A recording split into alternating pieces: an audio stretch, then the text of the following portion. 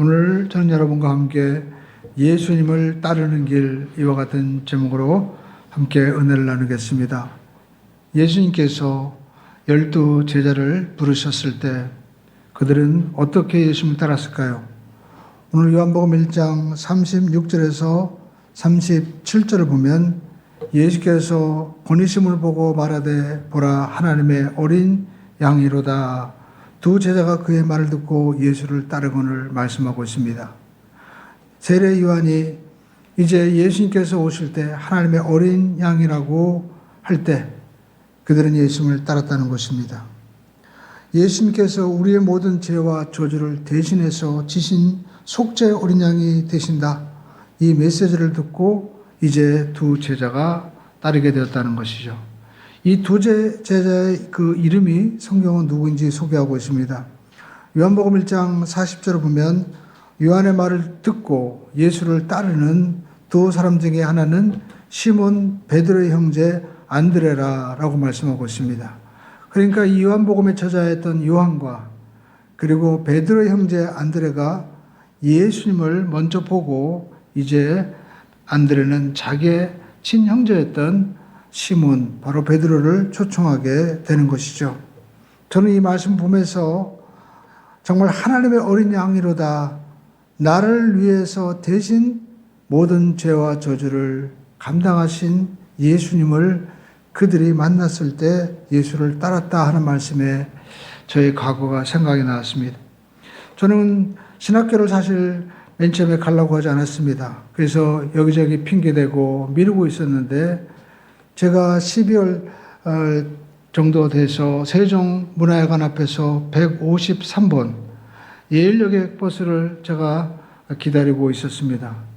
그런데 그 버스 빨간색이 이렇게 들어오는데 갑자기 줄을 서서 이렇게 있는데 어떤 여학생이 먼저 자기가 앞서 가겠다고 갑자기 뒤에 있다가 나오는 거예요. 그 순간 그 버스가 들어오는데 그 버스에 그냥 그 여학생이 쳐서 공중에 날아가는 모습을 보았는데 그 이후로는 잘 기억도 나지 않습니다. 사람들은 웅성거리는데 저는 그 자리에서 굉장히 주저앉았고 내가 조금만 더 앞서갔더라면 내가 저렇게 죽을 수 있었겠구나. 그런 생각을 하면서 몹시 두려웠습니다. 그런데 그때 저에게 우리 교회 담당 전사님이 계셨는데 조현 전사님이라고 이분이 저한테 당신은 신학교 가야 된다. 당신은 사명자다. 계속 얘기를 했어요. 그렇지만 계속 제가 거부하고 있었는데 그 순간 제가 깨달음이 왔습니다. 나를 위해서 누군가 대신 죽을 수가 있겠구나. 하나님 말씀 앞에 내가 순종해야 되겠다. 그래서 그 즉시로 이제 군포에 있는 순복음 신학교에 제가 입학 원서를 내고 입학을 하게 되었습니다. 정말 살다 보면 그때는 한순간 지나가는 일이었지만 나를 위해서 우리 예수님께서 나의 모든 죄와 저주를 다 감당하셨구나. 이것이 우리에게 너무나도 중요한 신앙의 바로 기본이 되어야만 되는 것이죠. 그렇기 때문에 우리는 공로가 없는 것입니다. 오늘 여러분 정말 예수님께서 나를 위해서 모든 죄와 저주를 감당하셨기 때문에 우리가 그 은혜로 구원받았기 때문에 우리는 자랑할 것이 아무것도 없는 것입니다. 오늘 안드레는 바로 이 우리를 위해서 속죄하신 어린 양을 만났을 때 형제를 찾아가서 얘기합니다. 우리가 메시아를 만났다라고 요한복음 1장 41절로 42절에 말씀하고 있죠. 그가 먼저 자기 형제 시몬을 찾아가 말하되 우리가 메시아를 만났다 하고 메시아를 번역하면 그리스도라. 그리고 예수께로 오니 예수께서 보시고 이르시되 내가 요한의 아들 시몬이니 장차 게바라 하리라. 우리가 누군가에게 이제 복음을 전해줘야 됩니다. 예수를 정말 만났다면 전하지 않고는 견딜 수 없는 거예요. 그러므로 저와 여러분들이 정말 예수를 내가 만났다면 내가 사랑하는 나의 형제에게 여러분 예수님의 복음을 전할 수 있기를 주님의 이름으로 축원을 드립니다. 나는 메시아를 만났다는 것입니다. 그러면서 예수님에게 데리고 왔다는 겁니다. 많은 분들이 설득을 해서 당신도 내가 만난 예수를 만나야 돼 하면서 설명을 하고 뭔가 가르치려고 하는데 오늘 안드레는 예수님에게 데리고 왔어요. 우리 한번 따라하겠습니다. 데리고 오자. 데리고 오면 하나님이 역사하십니다. 데리고 오면 되는 거예요. 우리 다시 한번 따라하겠습니다. 데리고 오자. 우리 교회가 여러 가지 부족한 면이 여러분 많이 있습니다. 그렇지만 하나님이 이 자리에 함께 하심으로 하나님이 반드시 역사하실 줄로 믿습니다. 오늘 예수님께서 맨 처음 온 시몬에게 뭐라고 말씀하고 있습니까? 너는 요한의 아들 시몬아, 너는 장차 게바가 하리라. 너는 반석이 된다는 거예요. 그러니까 반석이 되게 하시는 일은 예수님이 하시는 일이지 내가 하는 일이 아닙니다. 오늘날 많은 분들이 자기가 뭔가 하려고 해요. 그래서 우리 한국교회도 뭐 제자 교육도 하고 많은 여러분 교육도 합니다. 그러나 여러분 정말 대기하는 분은 누굽니까? 예수님이십니다. 예수님이 살아계셔서 역사하셔야 돼요. 그래서 어떤 분이 그러더라고요. 한국교회가 예수님이 없다. 우리가 교육으로 되는 것이 아닙니다. 어떤 프로그램으로 되는 것이 아닙니다. 내 속에 예수님이 계셔야만 되는 거예요. 저희 집사람이 그러더라고요. 이번 여름 성학교를 준비하는데 너무나 힘들어서 정말 포기하고 싶었는데 어느 날 주일 2부 예배 전에 여의도 순복음교회 이렇게 광고가 나오는데 거기 지나가는 그냥 문자 그 광고출에 그런 얘기가 보이더라는 겁니다. 내가 하던 일을 계속합니다.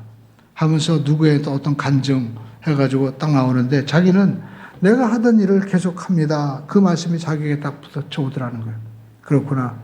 내가 하나님을 섬기는 일은 우리가 환경을 바라보지 않고 나에게 맡겨진 그 일을 계속하는 겁니다. 오늘 예수님께서 이제 베드로에게 말씀하십니다. 너는 베드로 반석이 될 것이다. 그래서 이제 그들은 예수님을 따라가기 시작하는 거예요.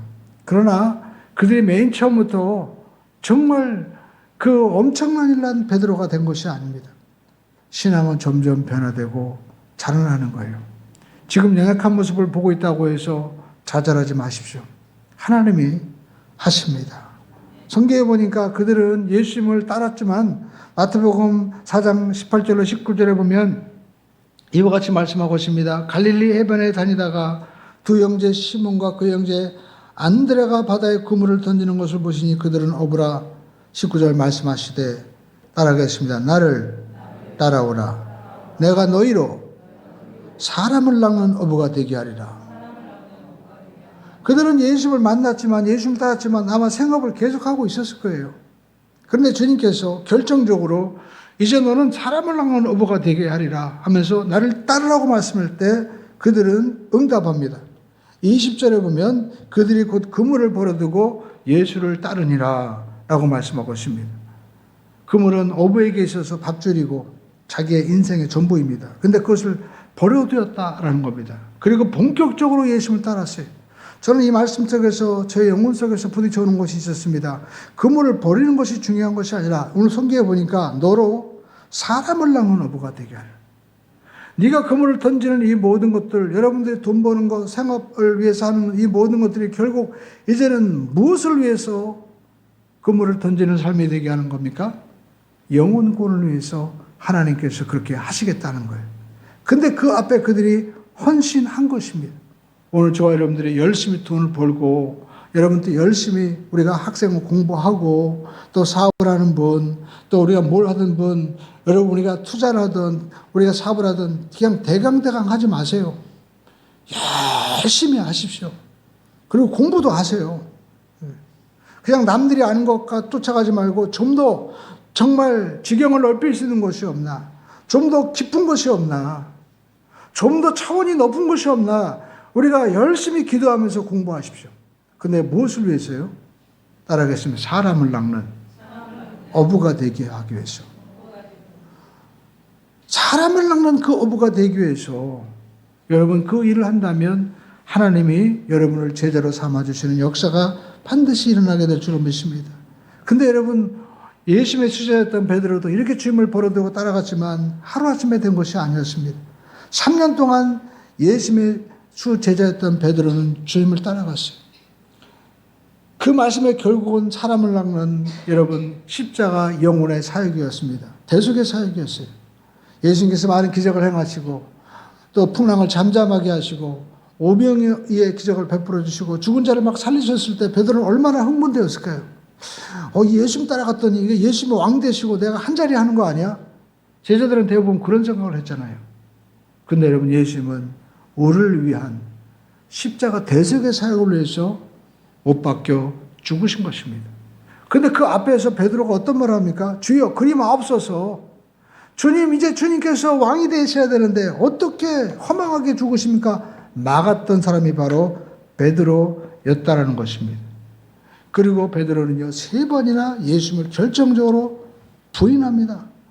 그리고 요한복음에 보면 예수님께서 이제 분명히 그에게 약속하신 장소가 있음에도 불구하고 제 아들을 우르르 모아가지고 고기 잡으러 떠났습니다. 근데 예수님께서는 그 갈릴리 해변에 찾아가셔서 또 만나주시는 거예요. 마치 아담과 하와가 범죄하고 나무 뒤에 숨어 있을 때 하나님이 찾아가셔서 부르시는 것처럼 아담아, 아담아 내가 어디 있느냐라고 부르시는 것처럼 베드로를 찾아갔어서 그 물고기를 주님께서 다 친히 구워 놓으시고 그리고 베드로에게 주반을 먹게 하시면서 물어봅니다. 네가 나를 사랑하느냐? 3번이나 똑같이 물어보시면서 주님께서 여러분 요한복음 20 우리가 1장에 보면 다시 사명을 주시는 것을 볼 수가 있습니다. 나를 따라오라 라고 말씀을 하고 있는 것입니다. 여러분, 우리도 인생 가운데 숱한 실패와 낙심과 어쩌면 남들에게 이야기할 수 없는 부끄러운 각오가 있지만 베드로처럼 다시 찾아오시는 그 사랑 때문에 베드로가 있었고 오늘 저와 여러분들도 이 자리에 있고 하나님 앞에 서게 될 줄로 믿습니다. 결국 모든 것은 하나님이 찾아오셔서 역사하시는 하나님의 은혜라는 것입니다. 그러면 우리는 이 말씀을 우리가 보면서 어떻게 우리가 주님을 따라가야 될까? 첫 번째, 우리는 마지막 승리를 믿어야 합니다. 우리 한번 따라가겠습니다. 마지막 승리를 믿어야 합니다. 저는 이 베드로가 주님을 이렇게 따라갔을 때 우리가 베드로 전서 1장 9절에 믿음의 결국은 영혼의 구원이다라는 이 말씀을 생각하게 되었습니다. 아마 베드로는 주님께서 마지막에 네가 어떻게 될 것인지 하시니 그 말씀을 평생 기억했을 것 같아요. 여러분 요한복음 21장 18절을 보시죠. 이제 베드로에게 하시는 말씀이 있습니다. 요한의 아들 시몬아 내가 나를 사랑하느냐? 그때 주님께서 말씀하시죠. 주님 말씀입니다. 그럼 네 양을 먹여라. 그러면서 베드로가 18절에 말씀합니다. 함께 읽어보겠습니다. 내가 진실로 내게 이르노니 내가 젊어서는 스스로 띠를 띄우고 원하는 곳으로 다녔거니와 늙어서는 내 팔을 벌리리니 남이 내게 띠를 띄우고 원하지 아니하는 곳으로 데려가리라. 젊은 날 네가 실패하고 낙심하고 또 때로는 좌절도 했지만 네가 늙어서 네 마지막은 어떻게 될 것이냐. 내가 너를 네 마음대로 살도록 내버려두지 않을 거야. 내가 네 인생 가운데 개입해서 네 마지막에는 어떻게 될 것이냐. 네가 팔을 버리고 팔을 벌린다는 것은 십자가 매달린다는 것을 예언하고 있는 것이죠. 그리고 띠를 띄운다는 이 말은 이 원문에 보니까 고정시킨다. 또 못이나 밧줄로 고정시켜서 묶어둔다는 것입니다. 그러니까 십자가형으로 나처럼 너도 그렇게 순교할 것이다 라고 예언을 하고 있는 것입니다. 왜냐하면 예수님께서 요한복음 21장 19절에 해석을 해주세요. 이 말씀을 하시면 베드로가 어떠한 죽음으로 하나님께 영광을 돌릴 것을 가르치심이로라 라고 요한복음 21장 19절에 말씀을 하고 있는 것입니다. 그리고 여러분 이 말씀을 하시고 뭐라고 말씀하고 있습니까? 19절에 보니까 따라가시면 나를 따르라. 이 말씀을 하시고 베드로에게 이르시되 나를 따르라. 주님 따르라는 거예요. 그래서 베드로는 예수님으로부터 정말 내가 주님을 따를 때 내 결국은 어떻게 될 것이냐. 예수님과 같이 영광스러운 순교로 마치게 될 것이다. 이것을 분명히 믿고 주님을 따라갔다는 것입니다. 마지막 인생의 승리는 바로 영광스러운 주님과 같은 그러한 십자가의 길, 부활의 길, 영생의 길임을 믿고 따라간 거예요. 오늘 저와 여러분은 인생을 살면서 여러분 마지막까지 특별히 끝까지 우리가 앞만 보고 마지막 승리의 라인을 보고 따라가기를 주님의 이름으로 축원을 드립니다. 여러분, 인생을 잘 마무리해야 됩니다. 인생은 오르막이 있고 내리막이 있고 빛과 어둠이 있고 때로는 실패도 있고 영광스러운 날이 있습니다. 그러나 여러분, 마지막 결론이 우리가 정말 망치는 것으로 끝난다면 얼마나 허망하겠어요. 그러나 여러분, 인생 마지막이 아름다운 것으로 끝난다면 얼마나 복이 되겠습니까?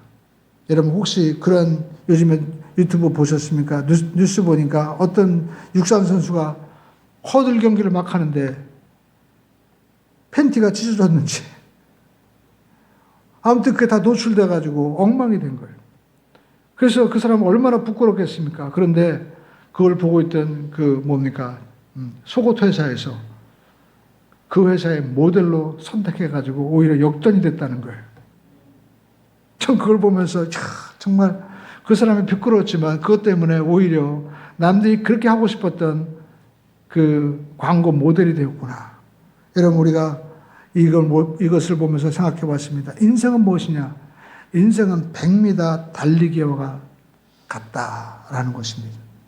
저는 초등학교 때 선생님이 육상선수를 잠깐 하라고 해서 몇 달 동안 했는데 그때 아무튼 훈련하는 것이 지금도 기억이 납니다.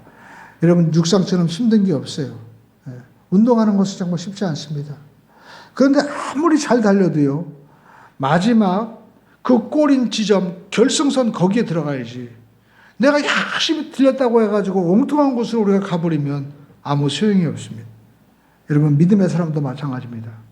우리의 마지막이 중요합니다. 그래서 베드로전서 1장 9절에 믿음의 결국은 영혼의 구원이다. 또 사도 바울도 여러분 디모데후서 4장 7절 8절에 자기가 인생의 이 마지막이 어떻게 될 것인지 그는 그의 믿음의 아들 디모데에게 말씀하고 있습니다.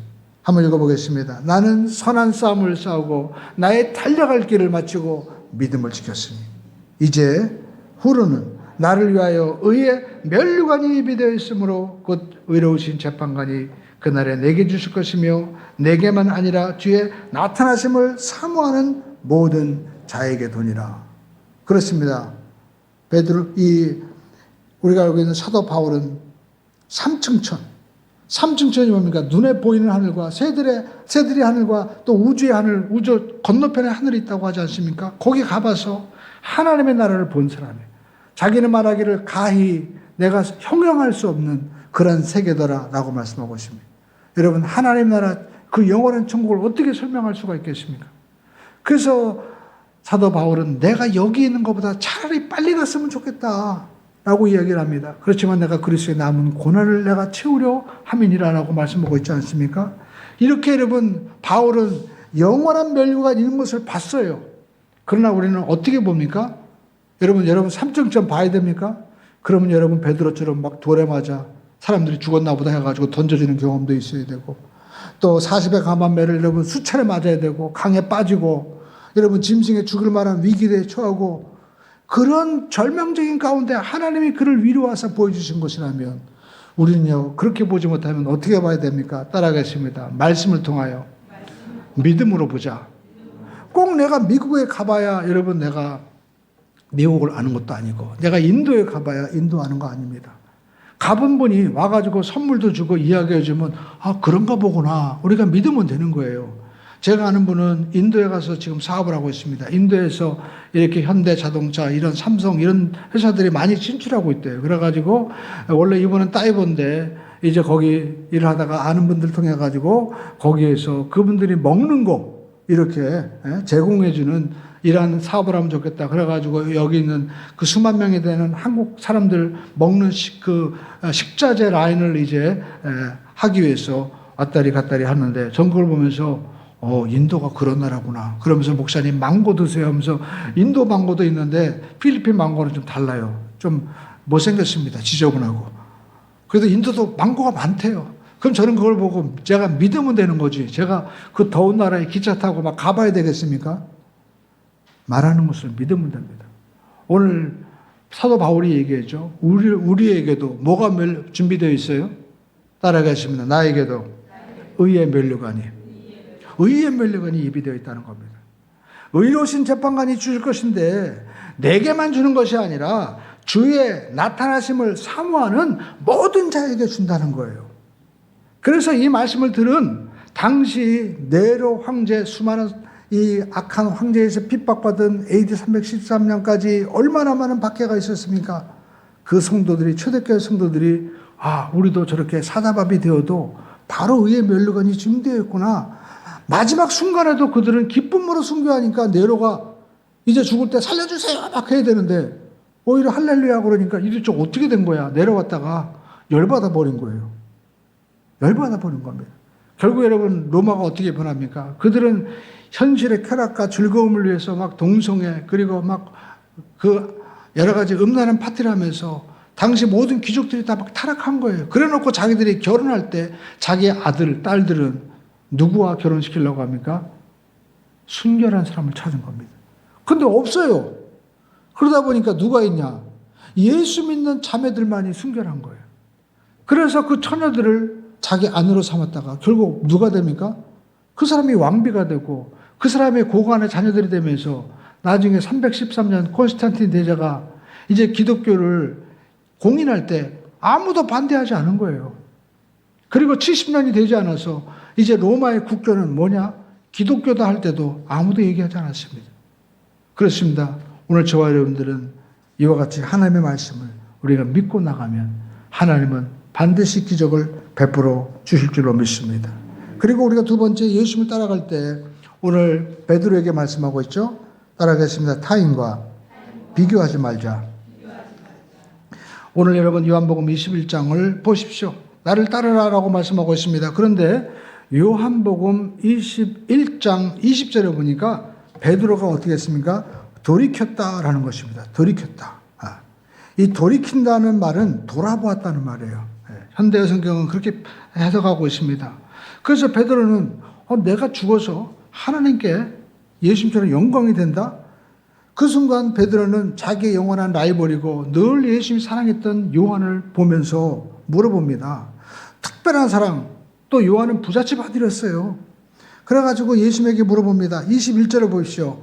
이에 베드로가 그를 보고 예수께 여짜오되 주님, 이 사람, 얘는 이 요한은 어떻게 되겠습니까? 라고 물어보는 거예요.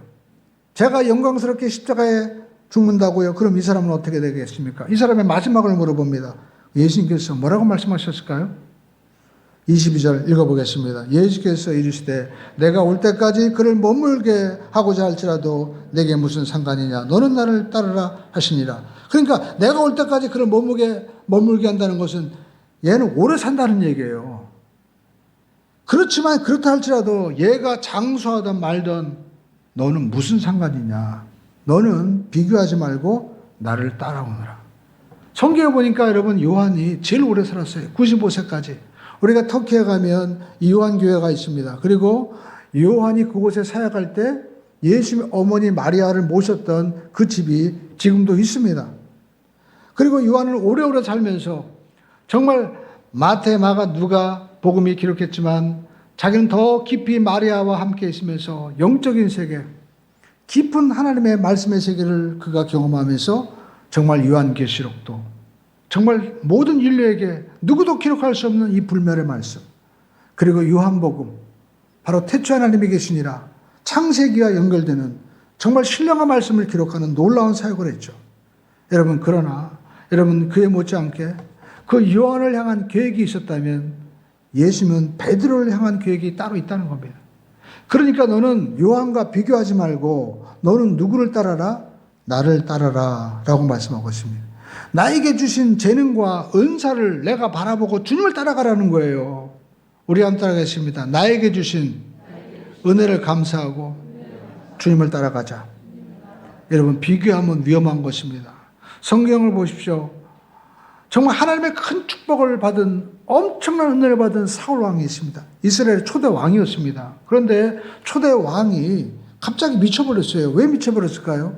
성경에 보니까 그의 사위였던 다윗이 그 당시 골리앗을 이겼습니다. 그러니까 여러분, 사울도 기뻤겠죠. 야, 저 골리앗 키가 얼마나 큰지, 우리가 그걸 제기하면 거의 2m 50에서 3m가 넘는 가까이 되는 엄청난 거인입니다. 창을 들 수가 없어가지고 창 드는 사람이 따로 있어요, 앞에. 예. 그 정도로 큰 거인인데 그 거인을 단 한 방에 물맷돌로 어린 소년 다윗이 골리앗을 쓰러뜨렸을 때 이스라엘은 환호하기 시작했습니다. 그러면 여러분 자기 사위니까 얼마나 좋아야 되겠습니까? 그런데 여인들이 막 노래하는데 성경에 보니까 창화하되 사울이 죽인 자는 천천이고 다윗이 죽인 자는 뭐예요? 만만이다. 아, 그러니까 여러분 그때 어떤 마음이 됩니까? 갑자기 마음 가운데 분노가 일고 그걸 비교하면서 열등감이 막 솟아오기 시작하는 거예요. 근데 성경에 보니까 그날 이후로 악신이 사울에게 힘있게 임하더라라고 말씀하고 있습니다. 여러분 우리는 순간적으로 시기 질투가 있습니다. 그러나 하루를 넘기지 마세요. 왜냐하면 그날 이후라고 말씀하고 있죠. 어떤 목사님 수 있습니다. 목사님 어떻게 열받지 않을 수 있습니까? 아이가 성적표를 받아 가져왔습니다. 지난달에 10등 했는데 5등 했어요. 우와 대단하다. 그런데 엄마가 물어봅니다. 그러면 옆집에 네가 좋아하는 철수는 몇 등 했냐? 걔는 2등 했어요. 너는 뭐 했어? 순간 열받기 시작하는 거예요. 비교는 그만큼 무서운 것입니다. 사울은 그날 이후로 파국에 여러분 휩싸이게 되고 다윗도 얼마나 고생했습니까? 생각해 보시오. 사위와 장인이에요. 그러니까 야 내가 이런 장인 얻었으니까 얼마나 감사합니까? 그래서 성경은 우리에게 말씀하고 있습니다. 따라가겠습니다. 항상 뭘 해야 돼요? 예? 항상이요. 그래서 제가 항상이 왜 붙어야 되는지 이유를 알겠구나. 항상 나보다 남이 잘해도 그때도 항상 감사하고 그때도 기뻐하고 그때도 기도하라는 거예요. 항상. 우리 한번 항상이 중요한 것입니다. 여러분 베드로 보시죠. 얼마나 여러분 큰 사역을 했습니까? 베드로도 한 번 설교하는데 3,000명이 돌아오는 거예요. 그래서 초대교회가 생기게 되었던 것입니다. 그렇지만 요한은 어머니 모시고 있었으니까 남들이 바라볼 때 아니 세상에 사도가 어떻게 그냥 어머니 모시고 있어. 별거 아니잖아. 근데 여러분 별게 아닌 게 아니에요. 그게 중요한 거예요. 요한은 비록 나가서 큰 교회를 이루고 큰 사역을 하지 못했지만 자기 여러분 스승의 바로 예수님의 어머니 마리아를 모시면서 더 깊은 영적인 세계를 들어갔고 요한복음을 요한계시록을 기록할 수가 있었다는 것입니다. 놀라운 사명을 주신 거죠. 그러니까 저와 여러분들은 각자에게 주신 사명이 있습니다. 우리 한번 따라하겠습니다. 하나님은 나에게도 사명을 주셨습니다. 여러분 요한복음 우리가 21장 우리가 24절 25절의 말씀을 여러분 함께 한번 읽어보겠습니다. 뭐라고 기록하고 있습니까? 이 일들을 증언하고 그 일들을 기록한 제자가 이 사람이라 우리는 그의 증언함이 참된 줄 아노라. 요한이죠. 25절 예수께서 행하신 일이 이외에도 많으니 만일 낱낱이 기록된다면 이 세상이라도 이 기록된 책을 두기에 부족할 것이 없다. 그렇습니다. 여러분 예수님께서 이 기록한 모든 일들은요 너무나 많은 거예요. 너무나. 그렇지만 여러분 예수님께서 이 기록하신 이 모든 말씀을 우리는 어떻게 합니까? 하나님 믿기에 조금도 부족함이 없다라는 것입니다. 오늘 저와 여러분들이 무엇보다도 여러분 우리는 예수님을 따라갈 때 첫 번째 우리는 예수님을 따라갈 때 어떻게 따라가야 됩니까? 마지막을 믿어야 됩니다. 결론을. 우리 한번 하겠습니다. 결론이 중요하다. 여러분의 기도는 결론이 어떻게 돼요? 응답됩니다. 왜냐하면 베드로가 얘기하잖아요. 믿음의 결국은 영혼의 구원이다. 주님께서 나에게 말씀하셨다. 내가 비록 3번 부인하고 내가 정말 내 생애 가운데 엄청난 실수를 저질렀지만 내 마지막은 십자가 못 박히는 영광이었다. 이것을 증언하고 있지 않습니까? 그러므로 저와 여러분들이 나에게 주신 은사 이 모든 것에 집중해야만 되는 것입니다. 제가 방송실에 말씀드렸는데 여러분 그래서 화가들은요 베드로가 마지막에 죽는 그 십자가형을 많이 그렸습니다. 그 그림 가운데 하나가 있죠. 한번 보여주시겠습니까? 예, 베드로가 십자가에 이렇게 거꾸로 매달렸어요. 그러므로 저와 여러분들이 여러분 한 사람의 죽음을 이렇게 모든 인류가 저렇게 자세하게 그리고 저분을 베드로를 향해서 우리가 베드로 성당에도 가서 그 베드로의 믿음을 우리가 본받고 여러분 기도하는 인물이 어디겠습니까? 하나님께서 그를 귀하게 그렇게 높여주신 거예요. 인생의 마지막이 중요한 것입니다. 끝까지 달려가시기를 주님의 이름으로 축원드립니다. 그리고 우리는 비교하지 말아야 됩니다. 따라가겠습니다. 비교하지 말자. 그렇습니다. 나를 향한 나의 계획은 다 따로 있다라는 것입니다. 그러므로 저와 여러분들이 절대 비교하지 말고 우리가 따라가야만 될 줄로 믿습니다. 할렐루야. 우리 한 딸에서 우리 교회가 최고 좋은 교회, 또 내가 살고 있는 집이 최고 좋은 집. 할렐루야. 제가 그래서 우리 주일 2부 예배 때도 우리 집사님들에게 말씀드렸습니다. 우리 남자분들도 집에 가면 반드시 집을 청소하십시오. 그러니까 좀 약간 청소 안 하는 분들은 당황했을 거예요. 근데 제가 왜 청소를 하냐면 저도 집을 청소를 잘 하는데 내가 집을 청소하니까요, 집이 좋아 보여요. 여러분, 차도 마찬가지입니다. 내가 차를 닦고요, 내가 해야만이 내 차가 애착이 갑니다. 저는 젊었을 때 우리 삼촌이랑 세차장을 운영해 본 적이 있습니다. 여러분, 아무리 좋은 차라도요, 여러분, 청소하고 깨끗해야 돼요. 지저분한 차도 많이 있습니다. 세차할 때 우리 직원 아저씨들이 얘기합니다. 그때 제가 젊었으니까, 차는 좋은데, 저 사람 멀쩡한데, 어떻게 차에서 이렇게 지저분한 것들이 나와? 별게 다 나옵니다. 어떨 때는 이제 음식 썩은 것도 나오고요. 또 어떤 차들은 뭘 했는지 거기서 막 팬티도 나오고, 별게 다 나옵니다. 그러니까 아무리 그 사람이 멋있게 화장을 하고 차려입고 좋은 차 와도요, 그런 게 나오면 사람들은 속으로는 뭡니까? 겉으로는 돈 받기 때문에 인사를 하고 할 줄 모르지만, 사람은 별거 없구나. 여러분, 우리는 속을 깨끗이 하고 내게 주어진 것을 우리가 감사할 수 있어야 된다는 것입니다. 믿음도 마찬가지입니다. 괜히 다른 사람, 다른 교회 비교해봤자 아무 소용이 없어요. 나에게 주신 사명과 이 모든 것들을 집중하시면 여러분, 하나님께서 영광 받으실 줄로 믿습니다. 우리 교회 여름성경학교 우리가 하는데 수백 명이 모이는 것도 아닙니다. 그렇지만 여러분, 얼마나 자랑스럽습니까? 우리 선생님들이, 우리 또 학생들이 함께 모여서 이렇게 서로 은혜를 나누고 사랑하고 하나님이 기뻐하신 줄로 믿습니다. 예수님도 12명을 가지고 집중했는데 여러분, 뭐 이렇게 많이 모이는 걸 좋아해요? 저도 큰 게 있었습니다. 아마 성도분 가운데 우리 목사님이 이렇게 교회 개척하고 조그만 교회 하니까 큰 교회는 모르겠지. 아닙니다. 저는 그래도 우리 교회가, 제가 있는 교회는 뭐 10,000명이 되는 교회도 있었고, 그리고 여의도 순복음교회도 있었고, 또 700명, 800명에서 수천 명이 가는 것도 제가 경험을 해봤고, 또 군대에서도 여러 교회들, 감리교, 장로교, 많은 교회를 다니면서도 제가 함께 신앙생활도 해봤습니다. 여러분, 중요한 것은 지금 감사해야 돼요. 나에게 주어진 이 시간 감사하면서 섬기면 하나님께서 반드시 축복하실 줄로 믿습니다. 할렐루야. 우리 한번 따라하겠습니다. 지금 감사합시다. 예, 지금 감사하는 마음으로 우리가 주님을 따라가야 되고요. 그리고 우리가 주님을 따라갈 때 세 번째, 기록된 말씀을 의지하고 주님을 따라가야 됩니다. 우리 한번 따라하겠습니다. 말씀을 의지하고 주님을 따라가자.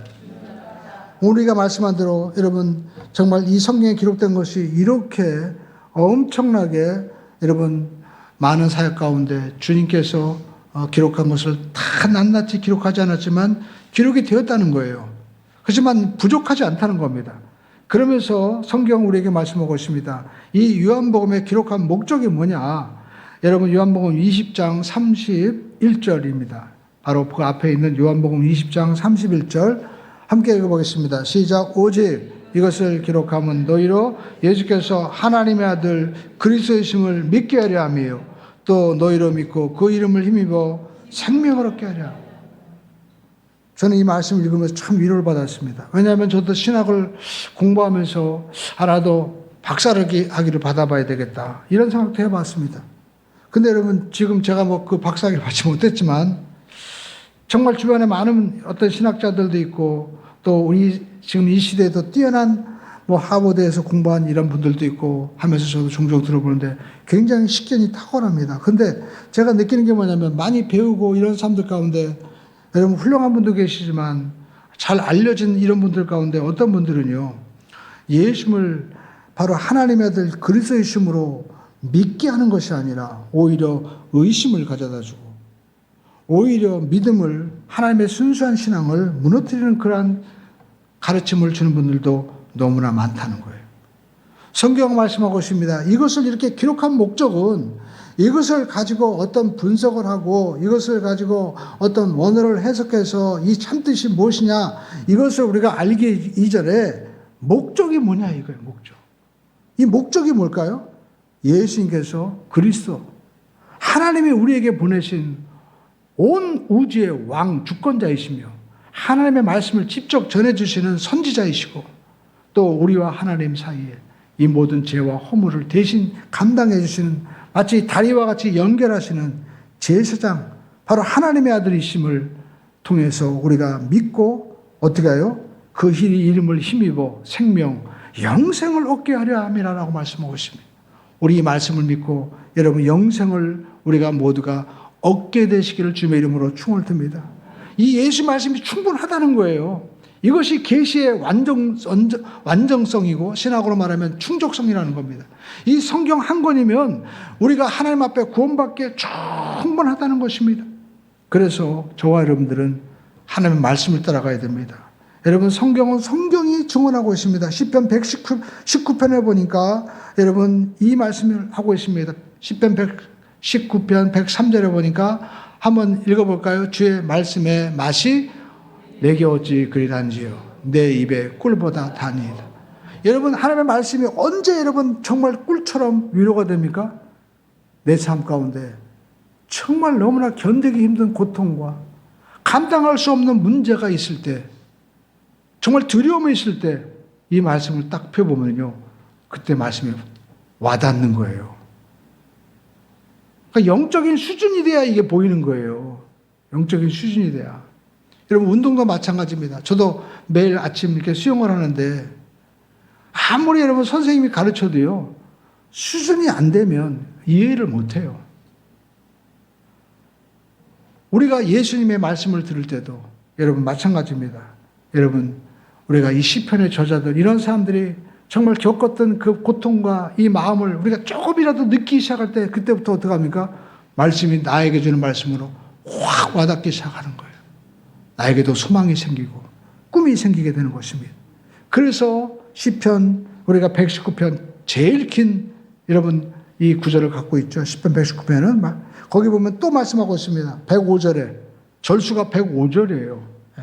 읽어보겠습니다. 시작. 주의 말씀은 내 발의 등이요 내 길에 빛이 나이다. 여러분 어떤 분석가들이나 어떤 사람들이 얘기한다 할지라도요 하나님의 말씀이 최고입니다. 우리 한다 해서 하나님의 말씀은 내 발의 등입니다. 여러분 가운데 혹시 사업을 하는 분이 계시고 투자를 하는 분이 계십니까? 어떤 분석가보다도요 말씀을 집중하십시오. 제가 왜 이 말씀 드리냐면 미국의 최고의 이 골드만삭스라든지 그 엄청난 투자회사들 있죠. 이런 분들이 그렇게 여러분 세계 최고의 부를 가지고 있는데 이분들이 그 엄청난 돈을 가지고 하는 일이 뭐냐면 이 성경 원어, 히브리어 이 원어라든지 요 두루마리 성경들을 그분들이 그거를 발견하고 또 그것을 보관하고 그 엄청난 가격에 사서 그 원문을 공부해서 읽는다는 것을 제가 보았습니다. 왜 그럴까요? 그 엄청난 투자와 엄청난 결정의 그 순간에서 정말 자기에게 힘을 주고 메시지를 주는 사람은 누굴까요? 사람이 아니라는 거예요. 말씀이라는 겁니다.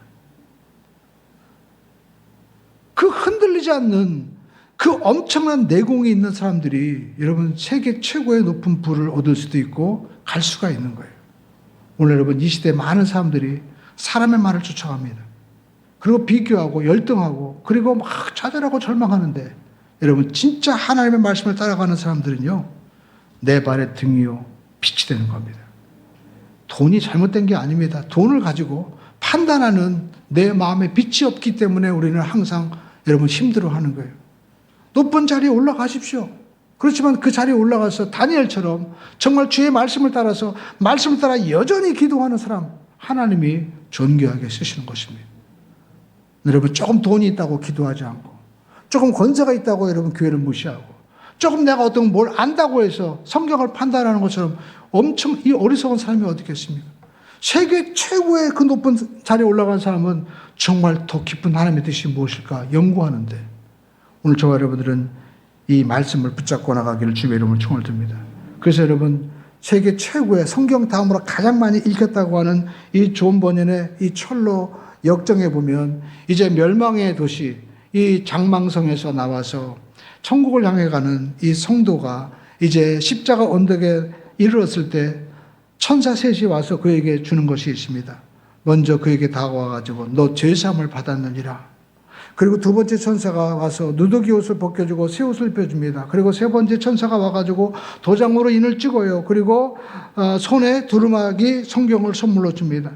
그러니까 여러분, 십자가를 경험한 사람은 세 가지 축복이 임하는 것이죠. 우리의 모든 죄를 용서하시는 하나님을 만나게 됩니다. 그리고 두 번째, 우리의 낡은 옷을 벗겨주고 너는 이제 의롭게 되었어. 의로운 옷을 입혀주시는 그 성자 하나님을 우리가 만나게 되는 거예요. 그리고 성령 하나님께서 우리에게 도장을 찍어주십니다. 도장을 찍는다는 건 뭡니까? 이제 사인했다는 거예요. 계약했다는 것입니다. 하나님은 여러분과 계약했습니다.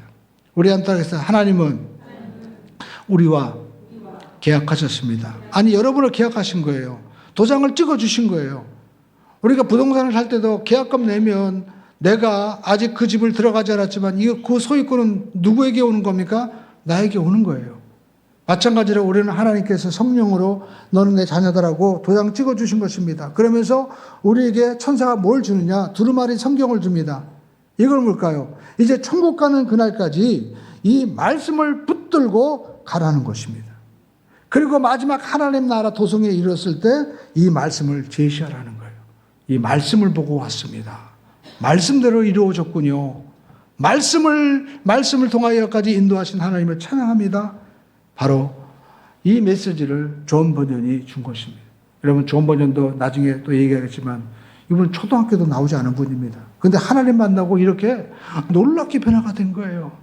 모든 인류가 보지 못하는, 정말 눈에 보이는 세계가 아닌 눈에 보이지 않는 그 모든 신령한 하나님의 세계를 보고 우리에게 기록한 것입니다. 그렇습니다. 이제 우리도 하나님을 따라가야 되는데 어떻게 따라가야 되겠습니까? 오늘 저와 여러분들은 마지막 승리를 확신하고 따라가기를 주님의 이름으로 축원을 드립니다. 마치 달리기 선수가 저 꼬링 지점이 분명히 있다고 뛰는 것처럼 우리는 마지막 승리를 보고 나가야만 되는 것입니다. 그리고 우리는 타인과 비교하지 말아야 됩니다. 오직 앞만 보고 나가야 돼요. 할렐루야. 우리 한번 하겠습니다. 앞만 보고 나가자. 그리고 달리기 선수가 뛸 때 보십시오. 라인을 바라보고 따라가야죠. 우리가 관중이 좋아한다고 거기 보니까 관중석에 자기가 좋아하는 여자친구가 있고 자기 가족이 있다고 해서 아빠 내가 여기서 뛰고 있어 해가지고 그쪽으로 뛰어가 보십시오. 어떻게 되겠습니까? 엉망이 되는 거죠. 오직 앞에 있는 라인만 바라보고 나가야 돼요. 기록된 말씀을 우리가 의지하고 주를 따라가기를 주님의 이름으로 축원을 드립니다. 그러면 저와 여러분 삶 가운데 승리의 역사는 반드시 펼쳐지게 될 줄로 믿습니다.